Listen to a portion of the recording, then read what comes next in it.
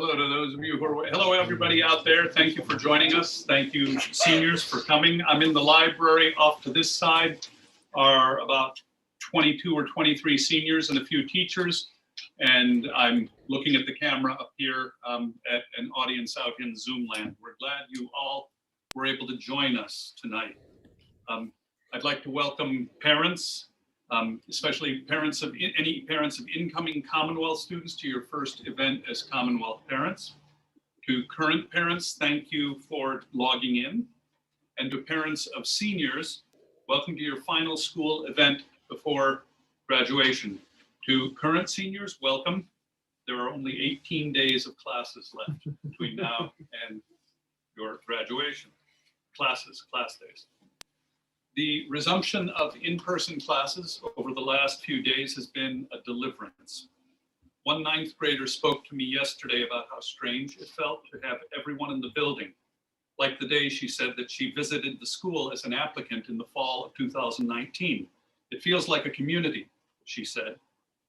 And being able to have the art show up out in our hallways and a good number of seniors and teachers present for these talks is another step forward toward normal.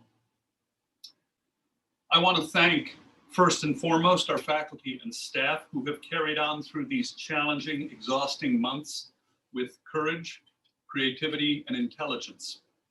We all have learned a great deal about what's possible with technology, and we've learned a lot about what it cannot replace.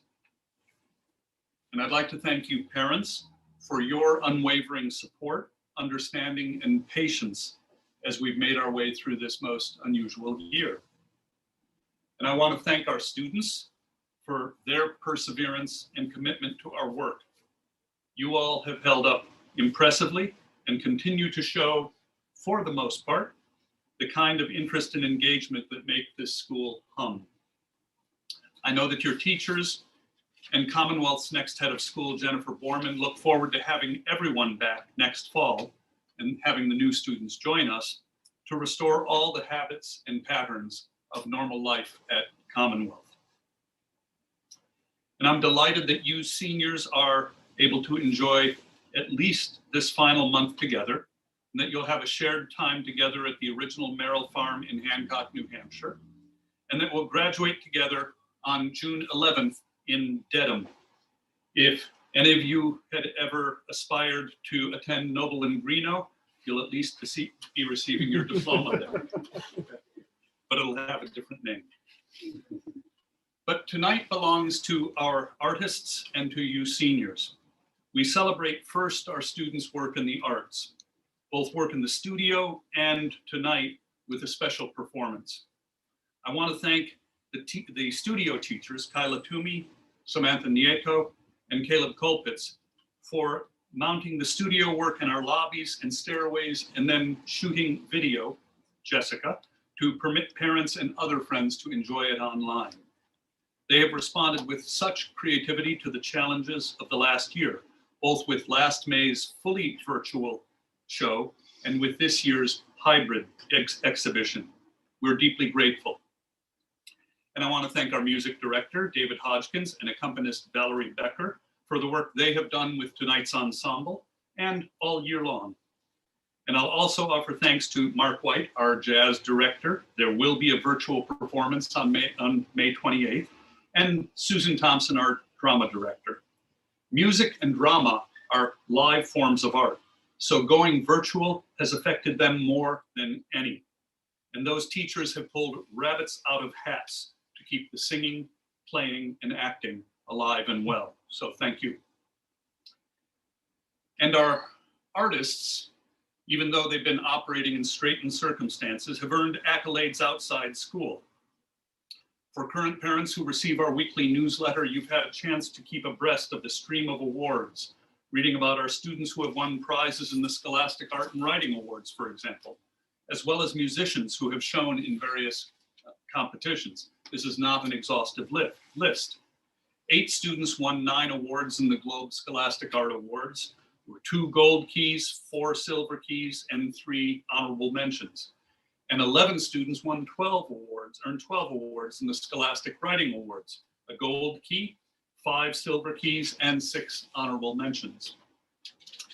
In music, tenor Benny Jaffer participated in the all-national chorus, and junior Nia Suresh on oboe was once again selected for the all-state wind ensemble, both of which programs were done virtually this year.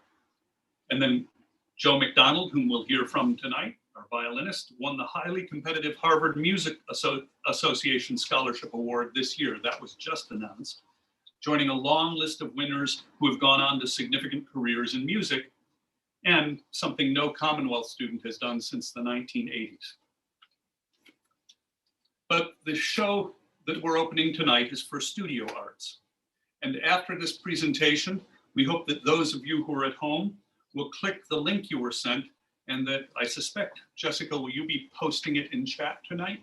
Well, you've got a link, and we hope you'll watch the 9-minute video that will give you a virtual tour of the visual art show.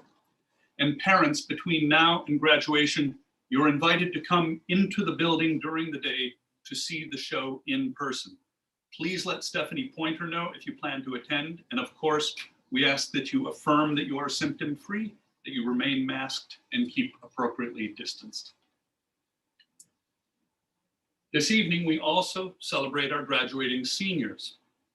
Because we are small, and because we work so closely with our students, and because we care not only about how well they read, write, and think, but also about the kind of people they will grow to be, we enjoy hearing and seeing the young adults our seniors have become. Many of the teachers, and perhaps many of you, remember tonight's speakers, for example, and their classmates as tentative, still somewhat unformed 9th graders. 4 years ago, we could not have guessed whom we would choose to speak tonight or at graduation. And when we discussed the choice of speakers last month among the faculty, it was not easy to reach a decision. There are 31 impressive students in the class of 2021. Those you will hear tonight will give you a sense of the range of interests and character in the class. So after you've heard these talks, consider that there are a couple of dozen other students whose stories are as compelling as these. That's one of the great delights of working at this school. So tonight, we will hear from, in this order, Anirudh Nistala, who came to us from R.J. Gray Junior High in Acton and will attend Johns Hopkins next year. He'll speak first. Following Anirudh, we'll hear from Sophie Fullerton, who came to us from Chenery Middle School in Belmont and will attend Pomona College next fall. After Sophie, Amelia Orwant, who was homeschooled before joining us and will be off to the University of Chicago next year. And then we'll hear from Alan Plotz, who will be speaking from home. And he came to us from Heath School in Brookline and will be attending Princeton next year. Then we'll turn to the music and we'll hear from the members of the string trio. And they are Sophie Gardiner, who came from Odyssey Day School in Wakefield and is off to Haverford next year. Joe MacDonald, who came from Beaver Country Day and will be at the Royal Academy of Music in London next year. And Eric Liu, who joined us from Sharon Middle School and will be attending Washington University in St. Louis next year. And following their talk, there will be a movement for you to listen to that we will share. So thank you very much for coming, and we'll turn now to Anirudh. Thank you.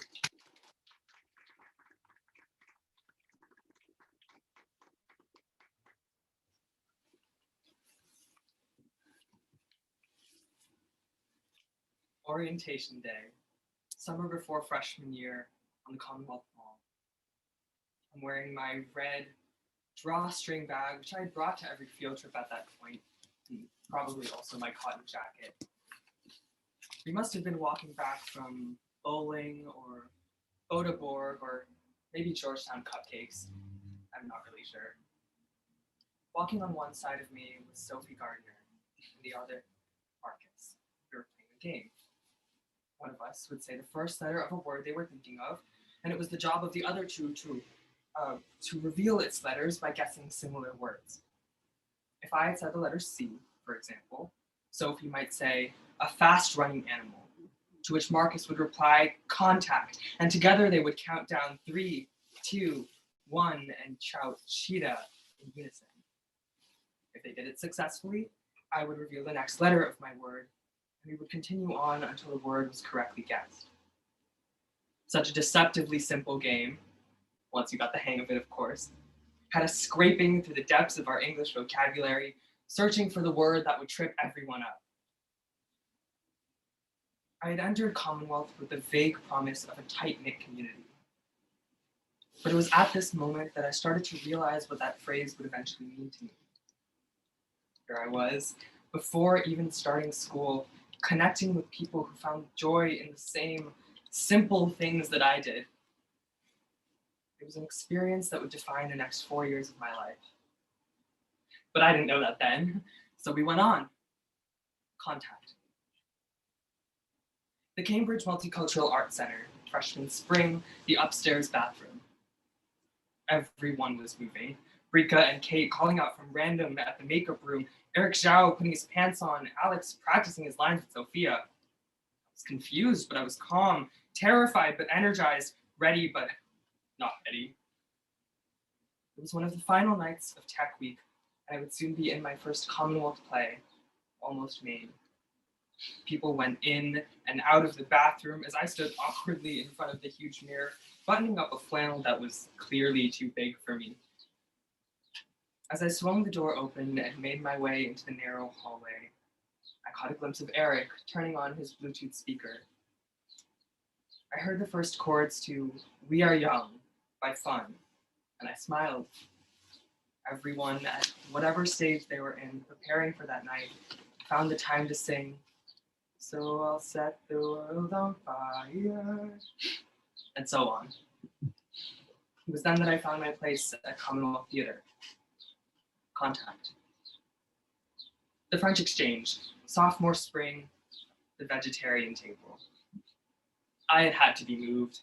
The tarte flambé that the restaurant was serving sporadically included ham as a topping, which was fine to everyone else, but to me felt like the show Wipeout. I was constantly determining if this was the slice that would end my all 15 years of my life meatless streak.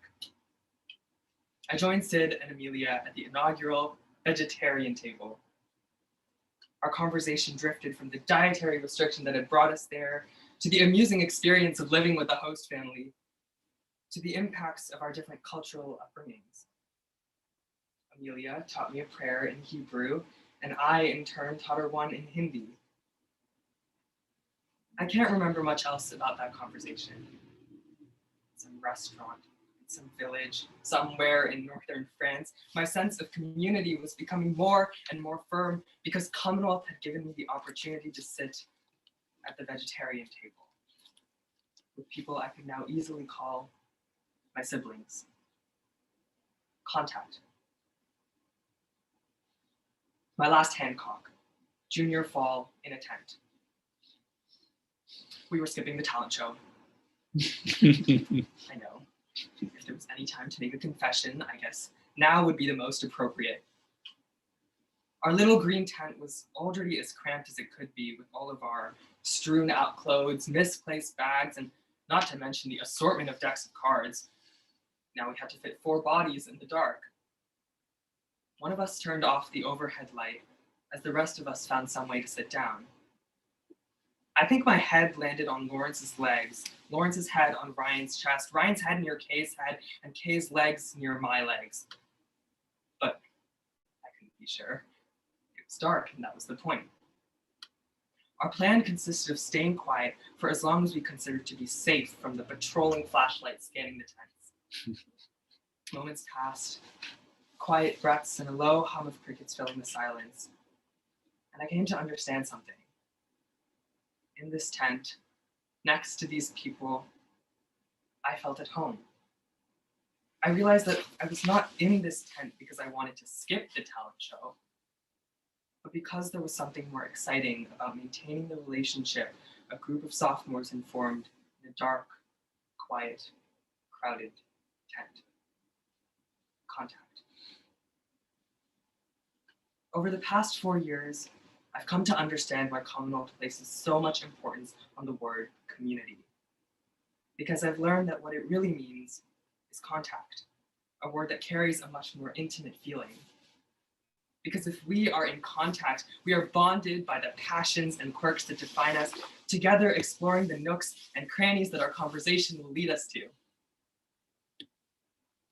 Commonwealth is a place of contact, a place where everyone can think of experiences like mine, where the definition of community becomes just a little bit clearer. As I continue to grow in the coming years, with new people and new places, I know that I will always look back at my time at Commonwealth for the most meaningful definition of a tight-knit community: contact. Thank you.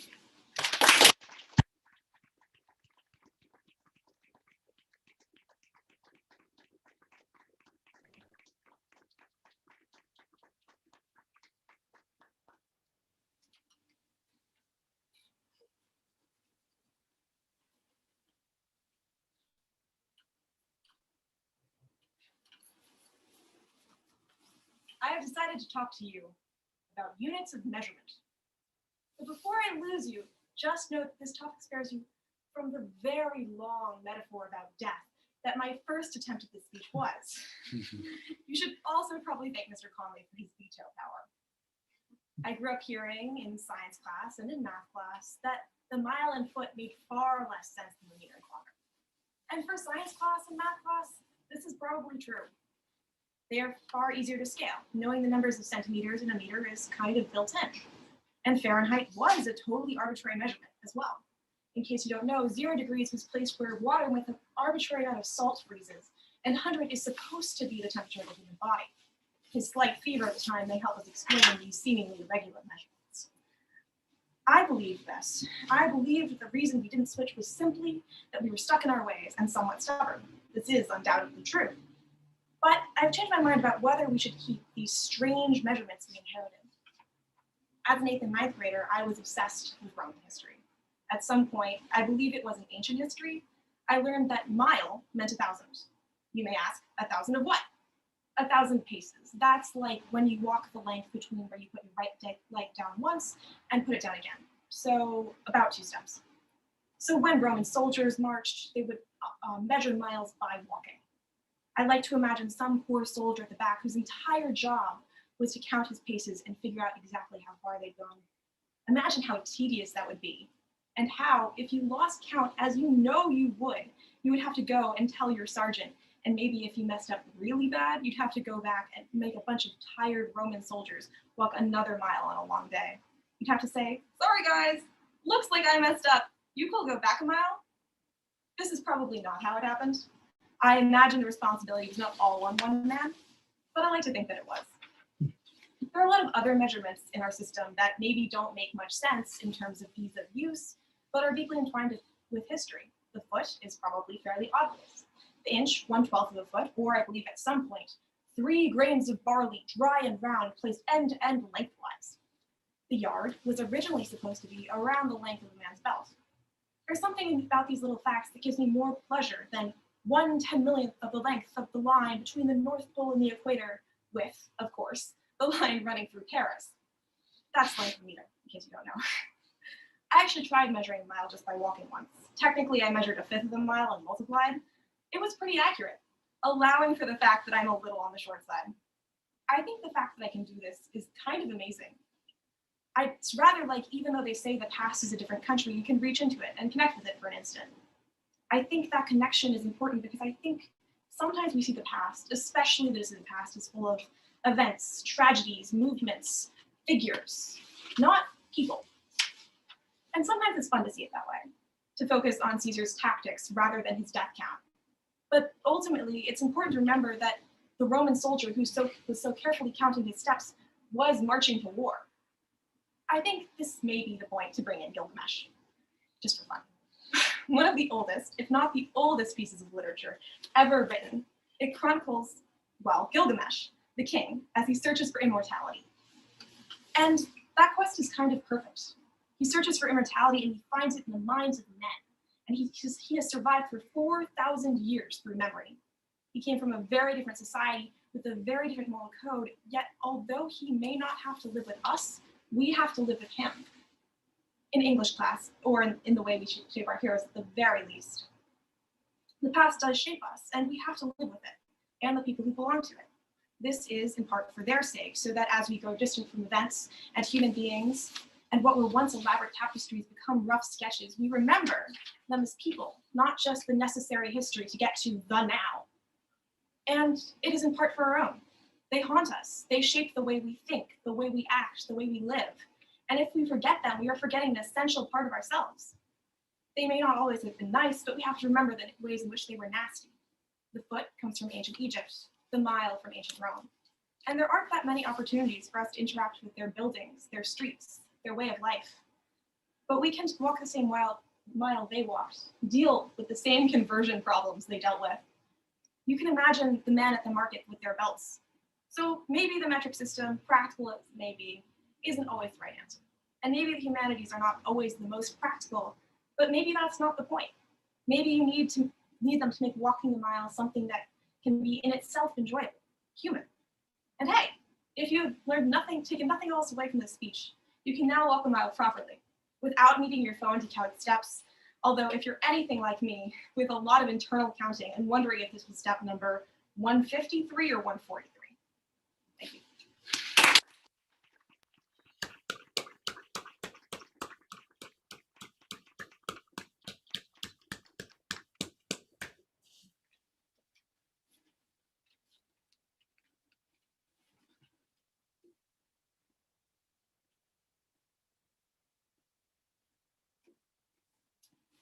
When I first started at Commonwealth, I was very much a STEM kid.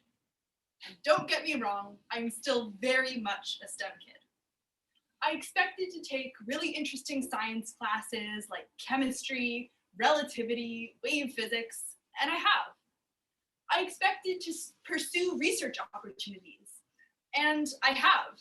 I found a wonderful neuroscience lab that I've been able to work at for the last year and a half, where I've learned so much about the brain and about what it means to actually conduct a study. But that isn't all that my Commonwealth education has been. Because this year, I signed up for a philosophy class. I was taking a frankly irresponsible amount of STEM electives, and I wanted something that would be a real break from that. Well, it wasn't entirely. Because then we started to read some excerpts from Berkeley. We read excerpts where Berkeley asked about what it means to be a perceiving mind imposing categories on the world. Are those categories real? What can it mean to actually sort objects within the mind? And immediately, I thought of my freshman year project week, where I interned at a neuroscience lab that asked those exact same questions. But instead of answering them through philosophical pondering, they answered them through direct research. I was able to see this exact same question, and sometimes the same answers, given in entirely new lights by vastly different fields on different spectra within the academic fields, or within the academic world. And that was something entirely new in some ways. It was the same question, but it was just approached so differently. But it's not just academic lenses that do this. My junior year, the winter play was Arcadia. For anyone unfamiliar, Arcadia is a wonderful play that explores connections through time and various scientific concepts like entropy and the conservation of energy. So I performed in this play, and I got the chance to actually embody a character in a world that was asking those very questions. But my favorite scene, actually, was not a scene that I was in. It was a scene in which two of my peers were playing characters that were asking themselves about a mathematically deterministic universe. They were asking themselves if we could pinpoint the location of every exact atom in the universe, could we tell the future? What does it actually mean to have randomness in our universe? What does that mean for us? And these were questions that I'd only seen before, in thermodynamics while taking chemistry. I didn't necessarily get any new answers, but what I got was a sense of what it means to actually grapple with these questions on a personal level, in a world where maybe it matters a lot to you, or to just look at it through a lens of artistry. Before these experiences, and when I first started at Commonwealth, I thought that all I needed to do to pursue my interest in STEM was to, well, understand, to study the areas that I was interested in. I looked at all of these things that I considered to be really mushy, creative writing, acting. And I thought, there's nothing to be gained in terms of understanding. And I don't think I was necessarily wrong. I don't think I understand something new about the science itself. I don't need it in order to pursue my interest in STEM. But the question then became, what do I actually want it to be? What do I want to do with these subjects? And I found that for me, the answer is that I wanted to revel in these subjects. I wanted to wonder at these questions that maybe aren't even answerable. I wanted to enjoy them from every single angle. And so for my senior project, I attempted to do just that. A little bit of background. I took relativity in my junior year, which was a wonderful class. And in addition to being able to study, to the best of my ability anyway, the math and science behind Einstein's postulates, it also, for me, raised a lot of really interesting questions that are more from a human lens. Questions like, what would happen if I could actually feel the perceptible, actually perceive the difference between my clock and your clock? Or what would it mean? What would it feel like to see the colors that are outside of the spectrum of human color vision that only become visible at relativistically significant speeds? And so for my senior project, I wrote a novel, or at least part of one. And I didn't really answer these questions, but I wanted to explore them. And in my novel, in an Alice in Wonderland style turn of events, my main character ends up in a world with slightly altered laws of physics. And this served for me as a jumping off point to let my imagination absolutely run wild in this relativistic fantasy world. It turned out to not really be that scientific. I'd spent a lot of time at the beginning researching exactly how things were going to go, exactly what math needed to be behind every little bit, and I didn't use most of it. But I got to explore it. I got to explore what kind of world my creativity generated when playing with the laws of physics. And to me, that is what a Commonwealth education is. I took my interests, very STEM, and I looked at them through 1,000 different lenses until I could deepen and broaden my perspective and my passion. I came in a STEM kid, and I'm leaving still very much a STEM kid. But what happened in between is that my passion and curiosity not only grew through direct learning, of which there's been quite a lot, but were also shaped into something that I can take with me and see in absolutely everything. Thank you.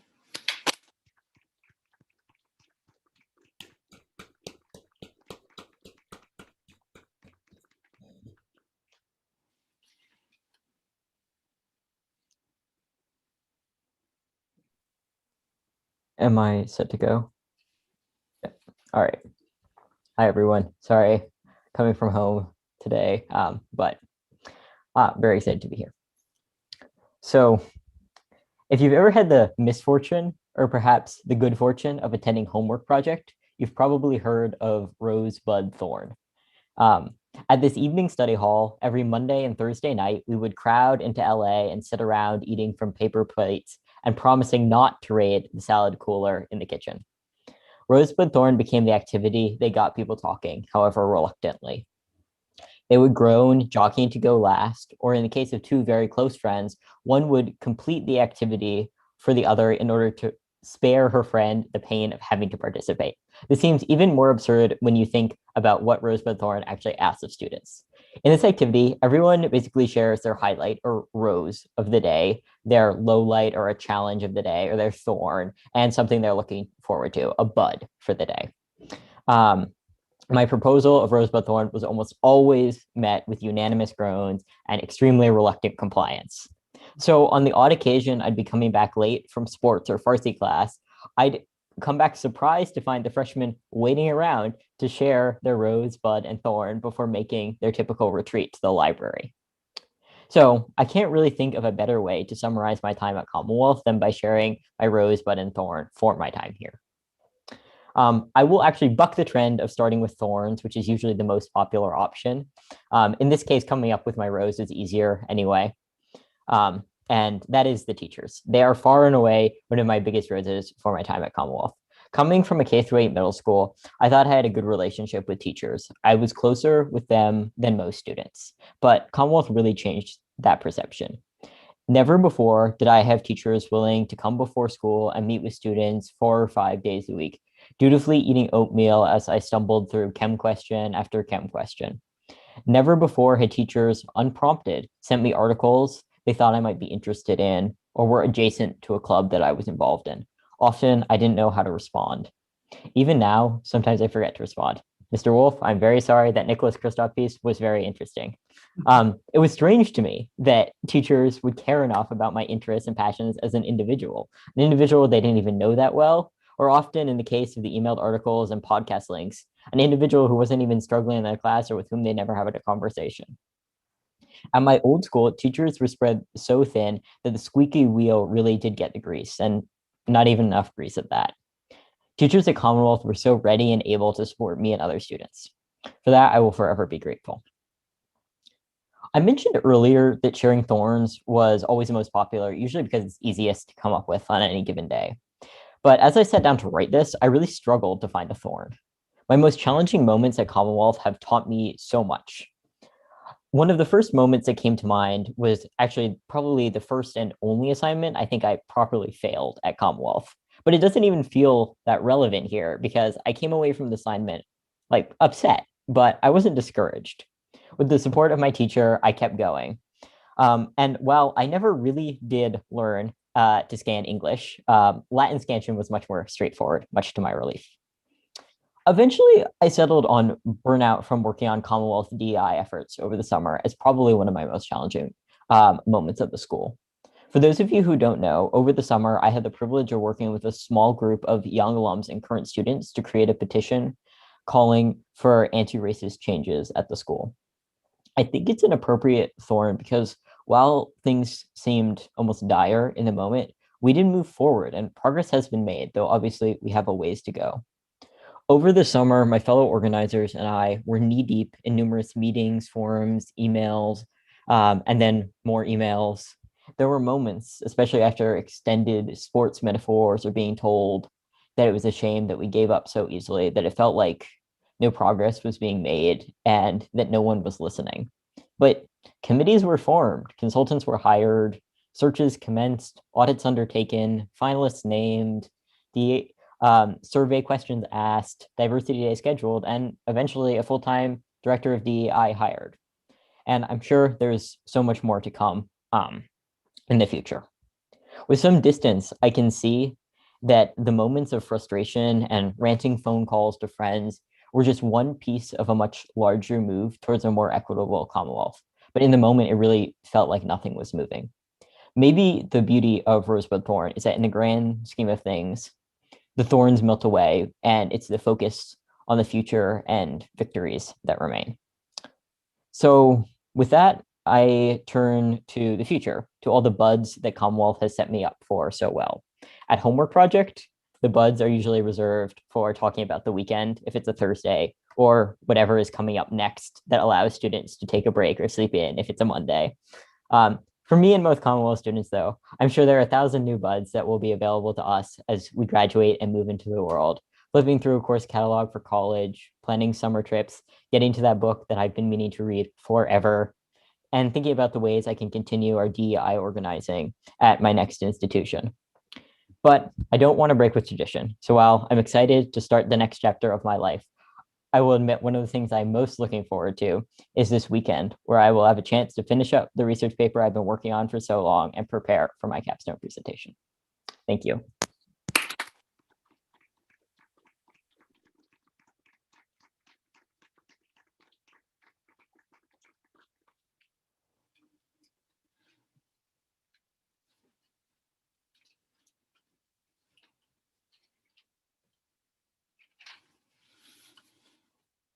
I first started chamber music in sophomore year.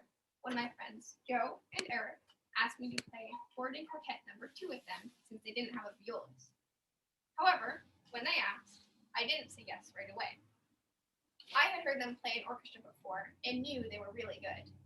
I also knew both of them had lots of experience playing music and doing orchestra outside of school, whereas I had been playing viola for only 2 years. In my head, I was thinking that they didn't know what they were getting into. I wasn't the violist they wanted. But then, one day at lunch, Eric, Joe, and our violinist, Nevin, came up to my table and said, "Do you want to rehearse Wharton with us?" They were so persuasive and encouraging and insisted it was just a casual rehearsal. So I finished my food and we set up in the rehearsal room. When we started with the first couple bars, I found that I could barely play any notes, and I was so embarrassed. When we stopped, to my surprise, Eric, Joe, and Nevin did not grumble about their sorry choice of a violist, but instead immediately tried to help me. Eric noticed that we were probably going too fast and asked me what tempo I wanted, while Joe helped me figure out exactly what the notes were. I felt more comfortable instantly. We rehearsed for the last 10 minutes of lunch we had left, and by the end of it, I realized that I had had a lot of fun. I never knew how beautiful classical music could be. I wouldn't ever have known it if Eric and Joe hadn't welcomed me into chamber. In orchestra, since you're one of many instruments in your section, it's easy to just play the notes and not be as involved in the music. But in chamber, every measure that you phrase differently changes how the music sounds. Over the years that we've worked together, they've continued to help me grow as a musician, but more importantly, I think they've also taught me how to work in a team. They encouraged me to be more confident sharing my opinion in a group about music or otherwise. And I grew to understand that critique was not a form of judgment, but instead help and support. Being in a small chamber group and getting to rehearse so often, I was able to learn these life lessons much faster than I would have otherwise, and I made some of my best friends in the process.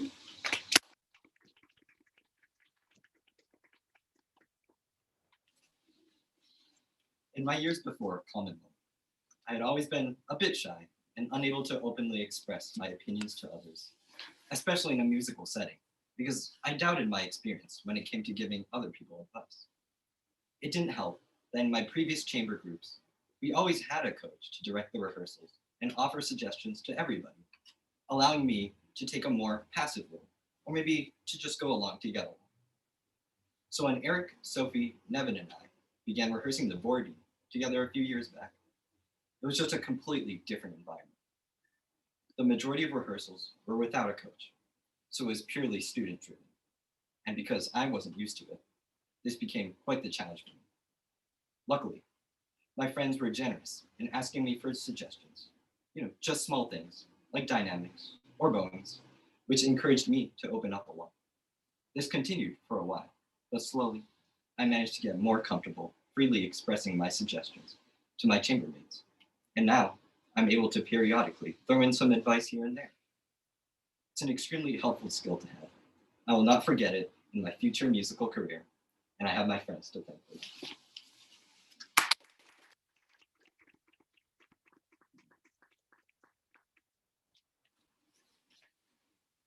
For me, chamber music had never been something I was particularly interested in before Commonwealth.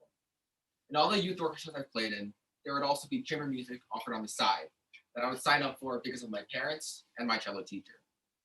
It was just an hour before orchestra to play a boring bass line that I would simply use to warm up for orchestra.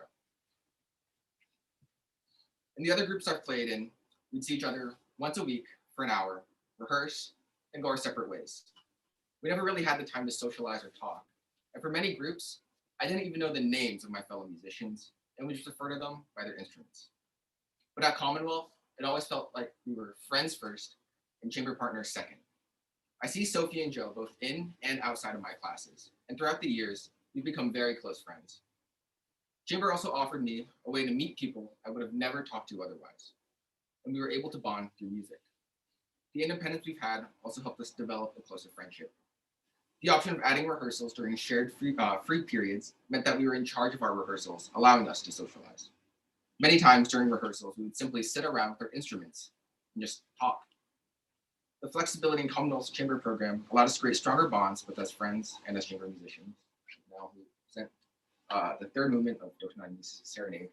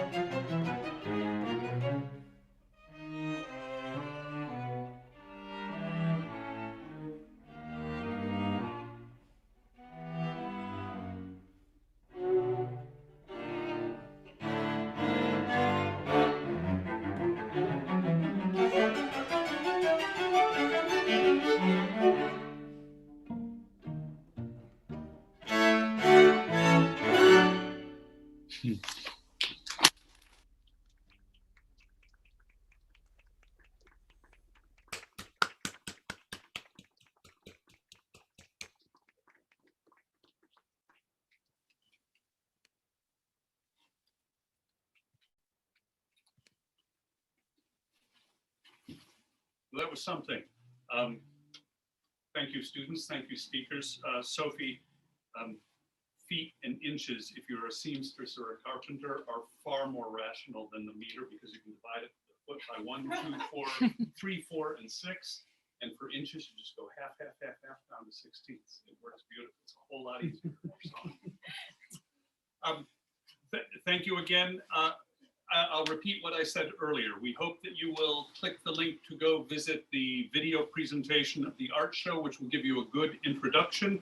And parents, between now and graduation, please come and see it. Again, let Stephanie Pointer know and follow our guidelines, and that will, and we know that you'll find it worthwhile. It's a really remarkable display of work of our students. So thank you. And I'll close simply by saying this is my last one of these events, and it's come full circle very nicely. In my second year at Commonwealth, Joe's father was one of my students in ancient history. And if anybody ever sees a video presentation, the Commonwealth School speaks for itself, a slideshow from the late 1980s. You can hear Joe's father talking about the excitement of reading the Odyssey in ancient history. So that's, anyway, but it has been a lot of fun, and this is a wonderful evening, and we hope you have enjoyed it. Thank you, and good night.